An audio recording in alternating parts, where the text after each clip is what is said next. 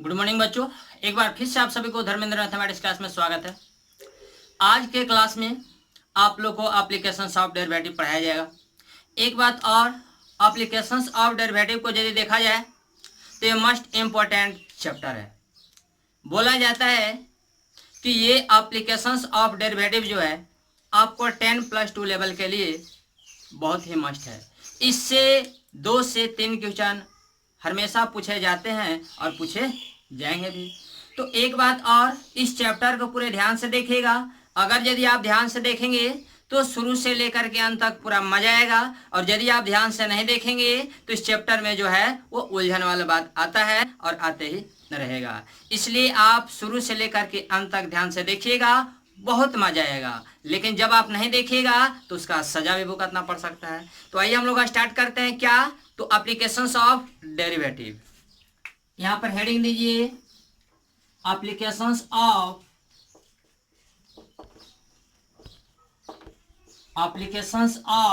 Derivative. Applications of derivative.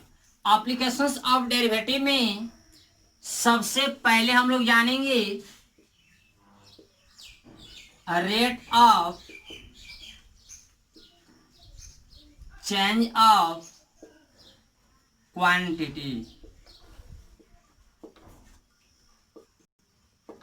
Rate of change of quantities, ठीक है। Rate of change of quantities में सबसे पहले आप ये जानिए कि यदि आपको लिखा गया है dy/dx तो इसका मतलब क्या होगा? तो dy/dx का मतलब हुआ रेट ऑफ, या यू कहें तो ये कह सकते हैं कि positive rate of change of y with respect to x।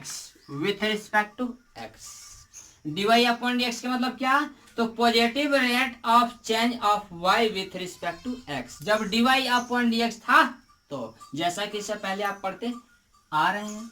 अब देखिए एक बात और, यदि आपको लिखा गया dy/dt, इसका मतलब क्या? तो इसका मतलब हुआ rate of change of x, sorry rate of change of y with respect to t, ठीक है। dy/dt का मतलब क्या? तो rate of change of y with respect to t। यदि यहाँ देखिए ये t यदि आपको t को इन जनरल रिप्रेजेंट करता है तो t लिखेंगे, t यदि समय को रिप्रेजेंट करता है तो टाइम लिखेंगे, ठीक है।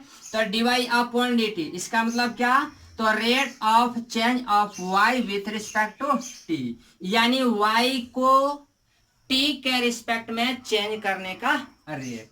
अगर यदि आपको लिखा गया है क्या dx/dt तो इसका मतलब क्या? x में चेंज होने का रेट टाइम के रिस्पेक्ट में, यानी आप ये कह सकते हैं कि rate of change of x with respect to क्या?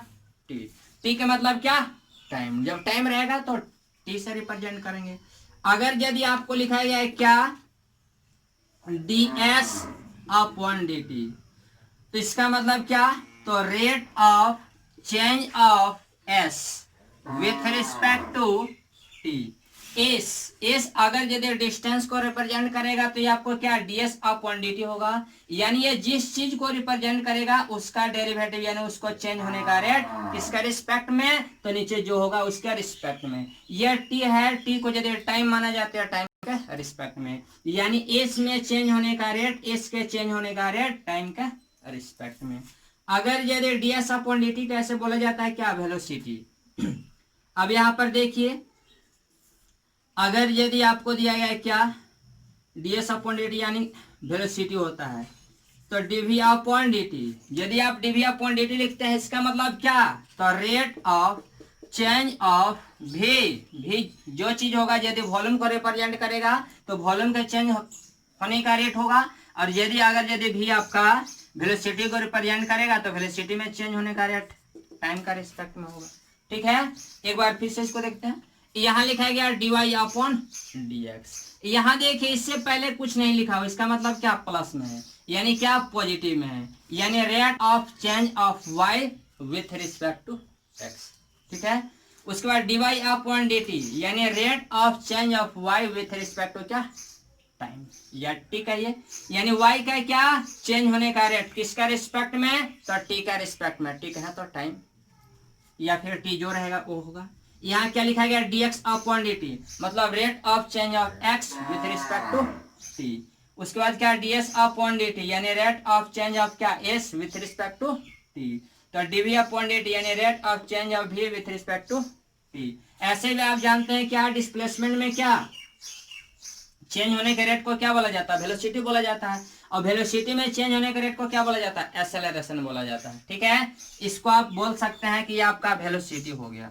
अगर यदि यू कहा जाए कि s जो है आपका डिस्प्लेसमेंट है तो ds अपॉन dt क्या हो जाएगा, तो ds अपॉन dt जो है उसको क्या बोला जाता है वेलोसिटी, और वेलोसिटी में चेंज होने का रेट को क्या बोला जाता है, तो वेलोसिटी में चेंज होने के रेट को समय के साथ चेंज होने के रेट को बोला जाता है एक्सेलरेशन, जिसको क्या स्मॉल a के द्वारा भी रिप्रेजेंट कर सकते हैं, एक्सेलरेशन यानी त्वरण। ये आपका इतना हो गया, फिलहाल इतना जरा आप कॉपी करेंगे। इसके बाद देखिए अब आप जानिए क्या, अगर यदि लिखा गया डी अपॉन dt तो इसका मतलब हुआ कि रेट ऑफ चेंज ऑफ एक है तो जो होगा सो ए, अगर यदि एरिया को रिप्रेजेंट करेगा तो क्या rate of change of area with respect to क्या, तो विथ रिस्पेक्ट टू टाइम। यदि टी टाइम को रिप्रेजेंट करेगा तो विथ रिस्पेक्ट टू टाइम होगा। और इसके बाद क्या ये लिखा गया है क्या ds अपॉन क्या dt, यानी ये सरफेस एरिया भी हो सकता है तो डिस्प्लेसमेंट भी हो सकता है, यानी जो रहेगा उसको रिप्रेजेंट करेगा, यानी rate of change of S, ये सब जो चीज का रिप्रेजेंट कर दे विथ रिस्पेक्ट टू क्या, तो विथ रिस्पेक्ट टू आपका ये होगा। ठीक है, एक बात और, increasing rate of change of y with respect to यदि t है, यदि लिखा गया है क्या increasing rate of change of y with respect to t, तो ये आपका पॉजिटिव में क्या होगा dy अपॉन dt होगा, विथ रिस्पेक्ट टू t का या टाइम रहेगा। अगर यदि आपको दिया गया क्या decreasing rate of change of क्या y with respect to t यानी टाइम, तो ये आपका क्या dy अपॉन dt होगा, लेकिन जब डिक्रीजिंग है तो माइनस, इंक्रीजिंग रहेगा तो ये प्लस में होगा और डिक्रीजिंग रहेगा तो ये माइनस में होगा। अगर यदि आपको दिया गया dr अपॉन dt, r कहे तो क्या ये रेडियस, यदि ये रेडियस है तो इसका मतलब क्या रेडियस में चेंज होने का रेट, यानी रेडियस के चेंज होने का दर किसका रिस्पेक्ट में, तो टाइम का रिस्पेक्ट में। वही लिखा गया क्या dr अपॉन dt यानी रेडियस के चेंज होने का रेट टाइम का रिस्पेक्ट में, या rate of change of r कहे तो रेडियस विथ रिस्पेक्ट टू क्या, तो विथ रिस्पेक्ट टू टाइम। ठीक है, इस पर क्वेश्चन कैसे पूछा जाता है, तो क्वेश्चन आपको ऐसे पूछा जाता है, इसको फिलहाल आप स्क्रीनशॉट लीजिए, आपने ले लिया होगा स्क्रीनशॉट। इस पर क्वेश्चन ऐसे रहेगा कि find the rate of change of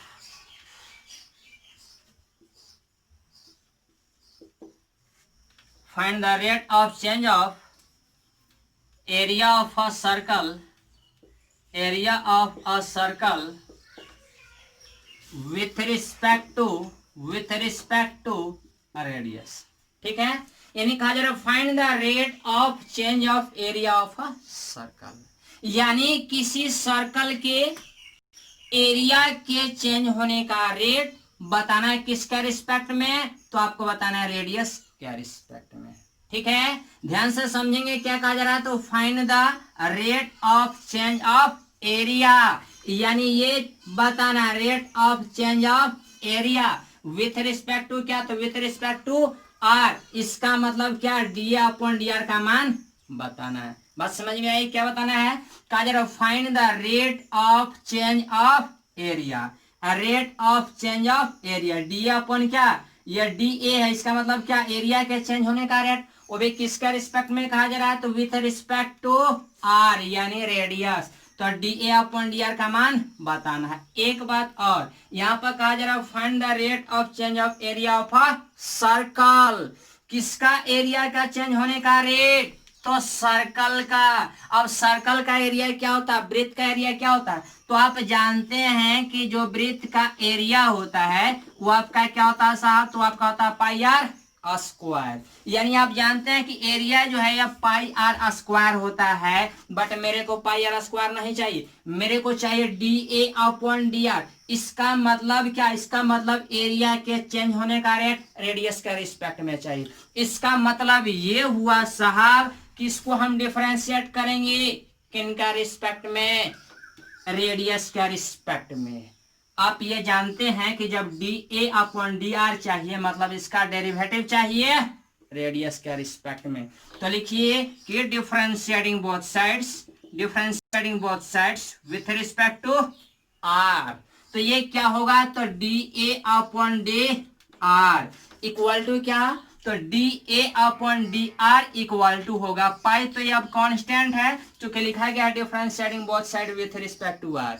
दोनों तरफ आर के सापेक्ष अवकलन करने पर, जब आप आर के सापेक्ष अवकलन करेंगे तो पाई कांस्टेंट होगा, पाई बाहर हो गया। आर स्क्वायर का डेरिवेटिव आर के रिस्पेक्ट में 2 into r के पावर 2 - 1 कीजिएगा तो ये आपका 2 into r के पावर 1 होगा, यानी ये आपका 2 पाई आर हो गया। यही आपका क्या, यही आपका आंसर हो गया। इसी पर एक और क्वेश्चन ऐसे हम दे रहे हैं क्या, तो आपका क्वेश्चन है कि find the rate of change of area of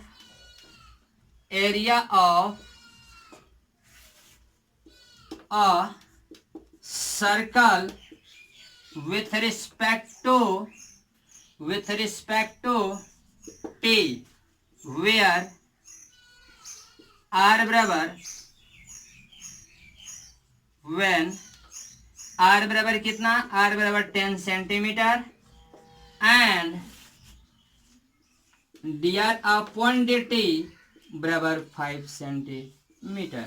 ये आप ट्राई करेंगे, इसको फिलहाल कॉपी कीजिए। इसके बाद पहले हम लोग क्या, तो सम बेसिक कंसेप्ट सीखेंगे क्या, तो मेंसुरेशन का फॉर्मूला। लेकिन मेंसुरेशन का फॉर्मूला लिखने से पहले आप इसको स्क्रीनशॉट लीजिए जरा।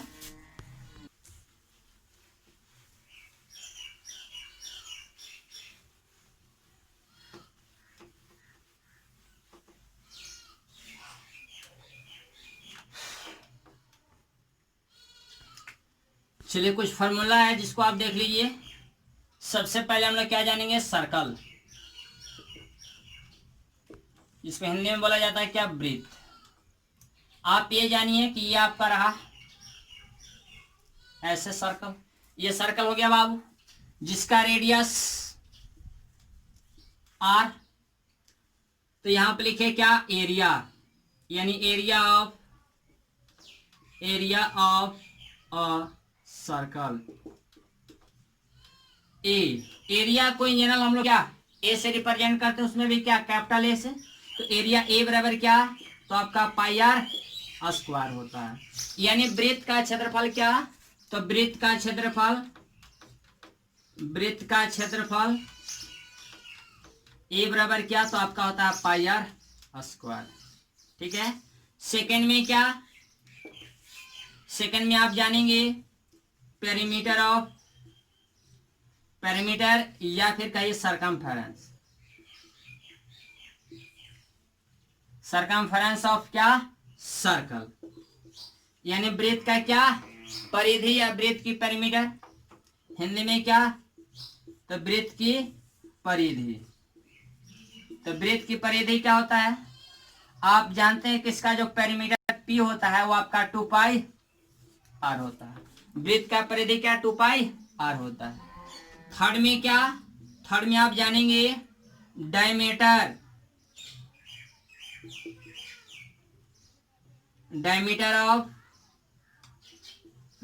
Of circle.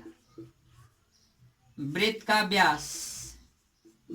व्यास क्या होता है, तो वृत्त का व्यास डी बराबर आपका होता है 2 इंटू आर। ठीक है, इसके बाद क्या, इसके बाद आप जानिए स्क्वायर, जिसको बोला जाता है वर्ग। ठीक है, क्या स्क्वायर। मान लीजिए ये आपका रहा स्क्वायर, ये ऐसे स्क्वायर हो गया जिसका साइड क्या है, ए है। तो जब साइड ए है तो पहले आप लिखिए एरिया ऑफ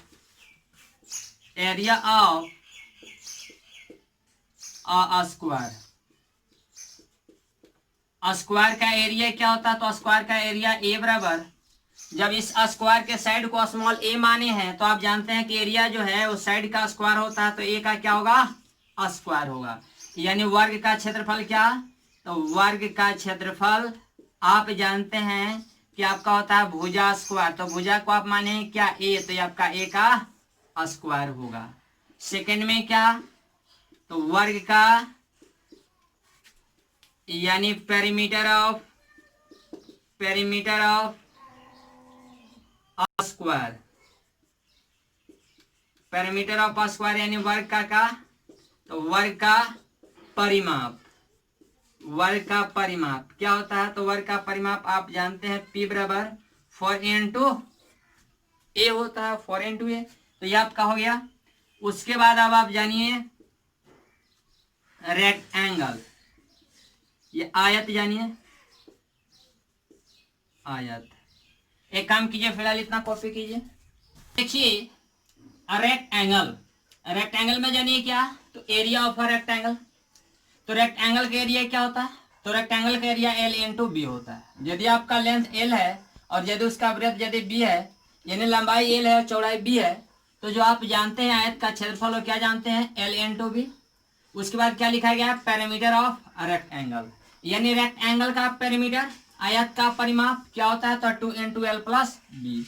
उसके बाद लिखा गया क्या, ट्रापीजियम। ट्रापीजियम में क्या जानिए, तो सबसे पहले आप जानिए कि समलंब चतुर्भुज का जो क्षेत्रफल होता है, एरिया ऑफ ट्रापीजियम वो क्या होता है, तो 1/2 इंटू क्या, तो एल प्लस बी, यानी पैरेलल साइड का सम और प्लस क्या, सॉरी पैरेलल साइड का सम और क्या इंटू में क्या, तो उसका हाइट, यानी क्या हाइपोटेनियस कहिए।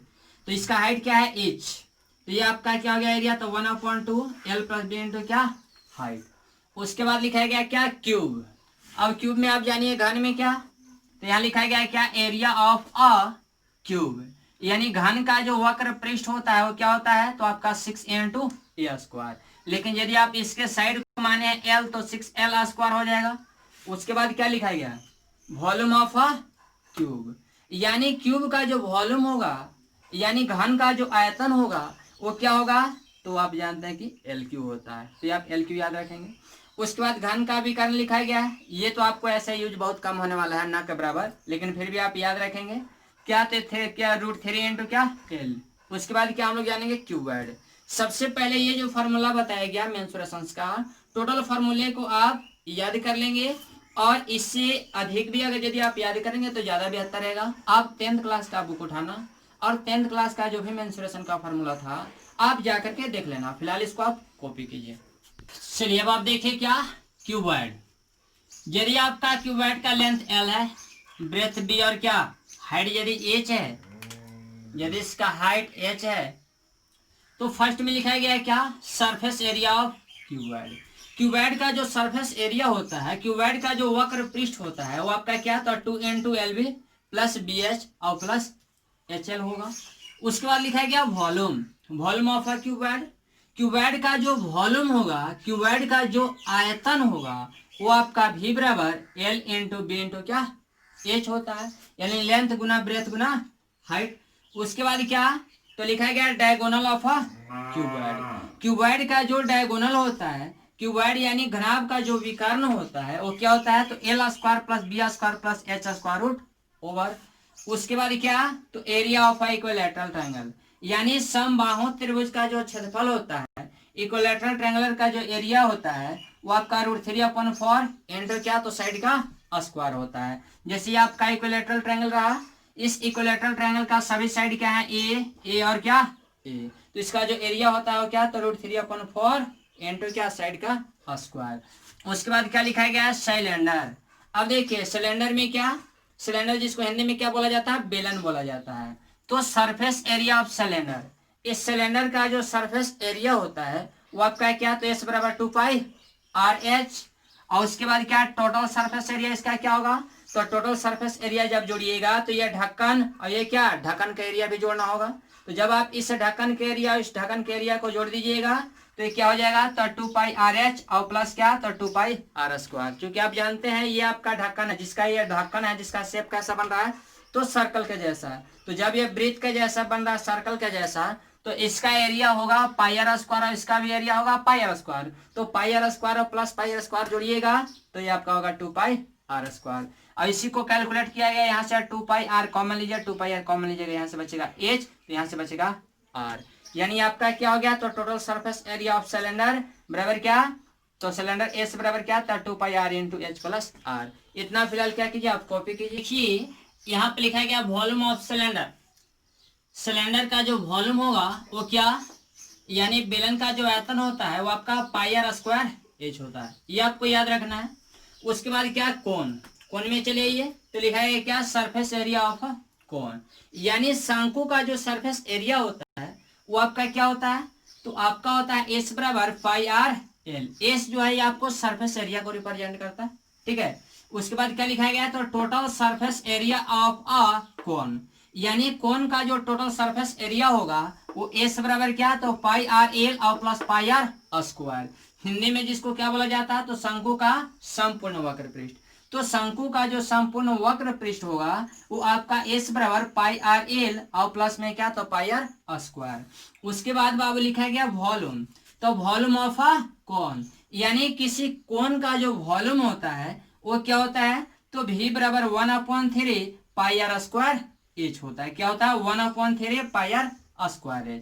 उसके बाद देखिए यहाँ पर क्या, एल बराबर लिखा गया कि ये जो आपका लेंथ जो है वो क्या होता है, तो h का स्क्वायर प्लस r के स्क्वायर रूट ओवर, ठीक है। एक बात और, यहां से आपका l² बराबर h² प्लस क्या, r² हो जाएगा। एक बात और, यदि आपका किसी दो का वैल्यू दिया गया हो तो थर्ड वैल्यू आप निकाल सकते हो। और इस कोण में आपको कंडीशन अक्सर वैसा मिलता है और मिलेगा। उसके बाद क्या, स्फीयर, देखिए जिसको हिंदी में क्या बोला जाता है, गोला। अब देखिए आप, जो गोले का जो सरफेस एरिया होगा, surface area of a sphere, यानी इस स्फीयर का जो सरफेस एरिया होगा वो क्या होगा, तो 4πr² होगा, ठीक है। उसके बाद क्या लिखा गया है, वॉल्यूम ऑफ अ स्फीयर, यानी स्फीयर का जो वॉल्यूम होगा, गोले का जो आयतन होता है वो आपका v बराबर क्या, तो 4/3 πr²। उसके बाद लिखा गया क्या, हेमिस्फीयर, यानी अर्धगोले। जब ये अर्धगोला है तो अर्धगोला में क्या जानिए, सबसे पहले जानिए सरफेस एरिया। तो लिखा गया है क्या, एरिया ऑफ हेमिस्फीयर, या लिखिए सरफेस एरिया ऑफ हेमिस्फीयर, ज्यादा बेहतर रहेगा। तो सरफेस एरिया ऑफ हेमिस्फीयर जो होगा, यानी अर्धगोले का जो वक्र पृष्ठ होगा वो क्या होगा, तो 2πr²। इतना फिलहाल कॉपी कीजिए। उसके बाद हम लोग नेक्स्ट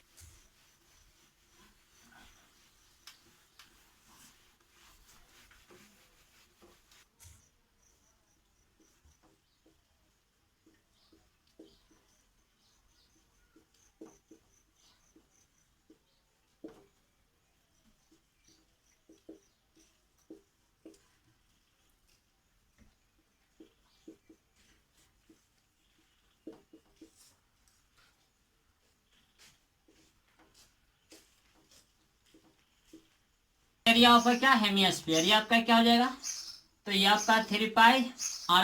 उसके बाद क्या, वॉल्यूम ऑफ हेमिस्फीयर, हेमिस्फीयर का जो वॉल्यूम होगा, वॉल्यूम ऑफ हेमिस्फीयर, ये आपका 2/3, ये आपका क्या, तो πr³, ये आपका ऐसे हो जाएगा। उसके बाद अब आप ये जानिए कि इस एक्सरसाइज को आप कैसे सॉल्व करेंगे। जैसा कि आपका एक्सरसाइज 6.1 है, एक्सरसाइज 6.1 को सॉल्व करने से पहले कुछ हम लोग एग्जाम्पल लेकर के चलेंगे, लेकिन एग्जाम्पल सीखने से पहले आज के क्लास में जो भी फार्मूला बताया गया, टोटल फार्मूले को आप याद कर लेंगे। क्योंकि जब तक फार्मूला याद नहीं करते हैं तब तक आप इससे रिलेटेड जो भी क्वेश्चन बनेंगे वो आपको बनाना आसान नहीं होगा। आइए क्वेश्चन को देखते हैं। जैसा कि आपका एक क्वेश्चन है 6.1 का पहला क्वेश्चन, वो क्या है?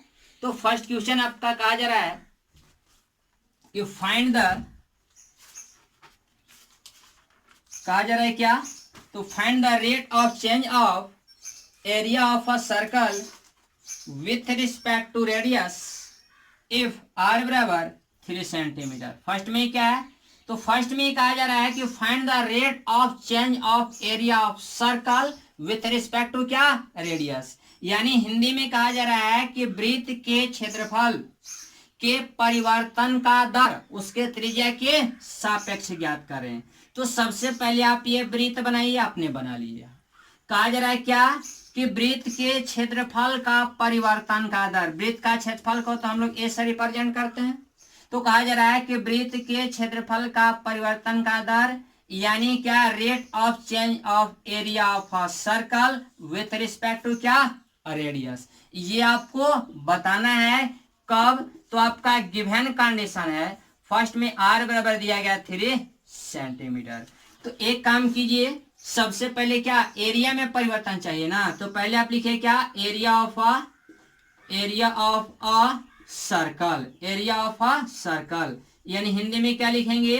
वृत्त का क्षेत्रफल। तो वृत्त का क्षेत्रफल ए बराबर क्या जानते हैं? तो आप जानते हैं पाई आर स्क्वायर होता है, लेकिन आपको चाहिए D A upon D are. इसका मतलब क्या? ए बराबर ये दिया गया है, इसका डिफरेंशिएशन चाहिए किनके सापेक्ष? किनका रिस्पेक्ट में? तो रेडियस के रिस्पेक्ट में। जब रेडियस के रिस्पेक्ट में चाहिए तो आप निकालिए डी ए अपॉन में क्या? तो डी आर। क्या? D A upon D R. यहां पर आप लैंग्वेज लिख सकते हैं कि differentiating both sides with respect to R, यानी दोनों तरफ आर के सापेक्ष अवकलन करने पर। तो D A upon D are बराबर क्या होगा? तो ये आपका हो जाएगा, ये तो पाई कांस्टेंट है बाहर रहेगा, ये आर स्क्वायर। तो आर स्क्वायर का डेरिवेटिव कीजिएगा, derivative of R square with respect to R. तो ये पाई का पाई, ये आपको एक्स के पावर एन पर टूटेगा। तो जब x के पावर n पर टूटेगा तो n की जगह 2 है तो 2 पहले आएगा, तो 2n टू आर के पावर 2 - 1 कीजिएगा 1 होगा, यानी ये आपका 2 पाई आर हो गया। लेकिन 2 का 2 पाई का पाई छोड़ दीजिए, ये आर का वैल्यू क्या है? तो आर का वैल्यू दिया गया 3 सेंटीमीटर, तो ये आपका 3 होगा। तो 3 गुना 2 यानी 6, तो ये आपका 6 पाई, ये आपका सेंटीमीटर स्क्वायर हो गया। ठीक है, यही आपका क्या आंसर हो गया, क्योंकि आपका सेंटीमीटर में दिया गया था। फिलहाल इसको कॉपी कीजिए, इससे आप लिख लीजिए, और अधिक जानकारी जो है आपको नेक्स्ट क्लास में दिया जाएगा। Thank you.